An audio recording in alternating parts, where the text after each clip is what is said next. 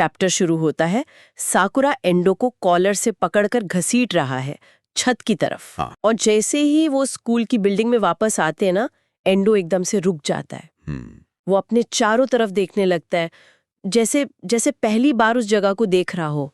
वो उस जगह लौटा है जहां से उसकी कहानी शुरू हुई थी, लेकिन अब वो जगह बिल्कुल बदल चुकी है। हाँ, पूरी तरह से।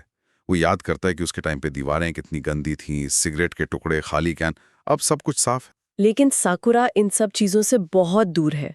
उसके दिमाग में तो बस एक ही सवाल घूम रहा है, वही सवाल। तूने उस टाइम पे मेरे को छोड़ क्यों दिया था? और इंडो का जवाब, वो कहता है कि ऐसी आग, ऐसी जिद उसने आज तक सिर्फ एक ही इंसान में देखी थी, ताकेशी। तकेशी। और फिर वो एक ऐसी बात कहता है जो चौंका देती है। वो कहता है, लेकिन साकुरा, तेरी विल पावर तो उससे भी कहीं ज्यादा मजबूत लगी मुझे। ये बहुत बड़ी बात है। जिस ताकेशी को वो सबसे ऊपर मानता है, हाँ। उसे साकुरा में उससे भी बड़ी शक्ति नजर आई। और वो आगे बताता है कि वो साकुरा का असली रूप देखना चाहता था। वो ये नहीं देखना चाहता था कि साकुरा कितना अच्छा लड़ता है, वो देखना चाहता था कि जब साकुरा अपने सारे दिखावे को छोड़कर अपने असली गहरे गुस्से के साथ लड़ेगा तो वो कैसा दिखेगा। और जब साकुरा ने वैसा किया तो एंडो कहता है कि उसे बहुत मजा आया। ये साकुरा के लिए कितना अजीब होगा। बहुत ज्यादा।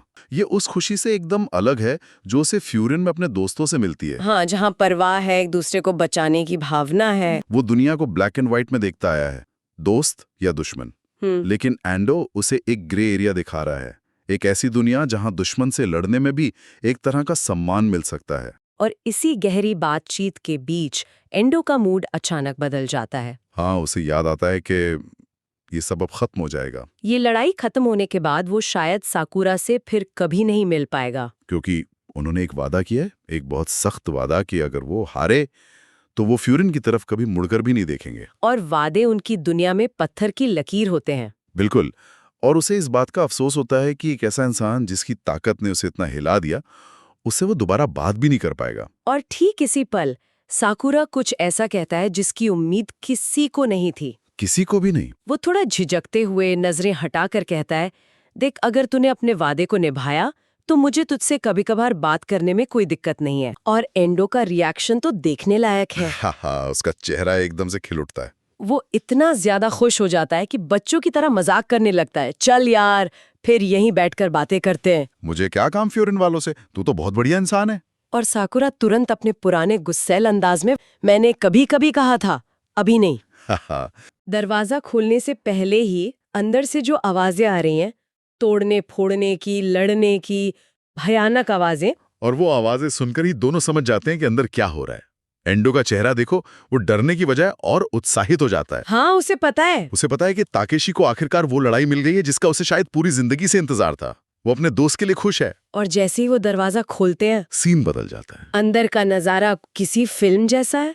सब कुछ तबाह हो चुका है। छत पर रखी टेबलें, छाते, सीटें, सब कुछ टूटा फूटा बिखरा पड़ा है। एक पैनल में ओमेमिया और ताकेशी को जिस तरह से दिखाया गया है, वो जापान की पुरानी कथाओं के हवा और बिजली के देवताओं फुजिन और राइजिन की याद दिलाता है। अच्छा। हाँ, जो हमेशा एक दूसरे से लड़ते रहते हैं। और फिर हमारी नजर जाती है दोनों लड़ाकों पर। ओमेमिया, जिसके मुंह से खून बह रहा है और आंखों में एक जंगली गुस्सा है। और दूसरी तरफ है तकेशी, वो किरदार जिसकी इतनी हाइप थी, जिसे हमने हमेशा शांत और लगभग अजेय देखा था। हाँ। आज पहली बार वो खून से लथपथ है, उसके कपड़े फटे हुए हैं, चेहरे पे चोट के निशान हैं। तकेशी को हमेशा एक ऐसी शक्ति की तरह दिखाया गया जिसे कोई छू भी नहीं सकता, लेकिन ओमेमिया ने उसे घायल किया है। ये एक झटके में ओमेमिया के कैरेक्टर को बहुत ऊपर उठा देता है। बिल्कुल। लड़ाई का एक छोटा सा हिस्सा हमें दिखता है, ओमेमिया का एक जोरदार पंच। तकेशी उसे किसी तरह डॉज करता है और फिर पलटवार करता है। और उनकी स्पीड अविश्वसनीय है। और इस अविश्वसनीय दृश्य को देखकर एंडो, जो अब तक उत्साहित था, वो पूरी तरह से टूट जाता है। हाँ। वो साकुरा से माफी मांगता है और फिर फूट फूट कर रोना शुरू कर देता है। वो कहता है कि उसे बहुत ज्यादा फुलफिल्ड महसूस हो रहा है। ये बहुत अजीब रिएक्शन है। अपने सबसे अच्छे दोस्त को इस हालत में देखकर, खून से लथपथ देखकर कोई इतना खुश कैसे हो सकता है? वो खुद कहता है, मैंने ताकेशी को आज से पहले इतना खुश कभी नहीं देखा। और चैप्टर यहीं खत्म हो जाता है।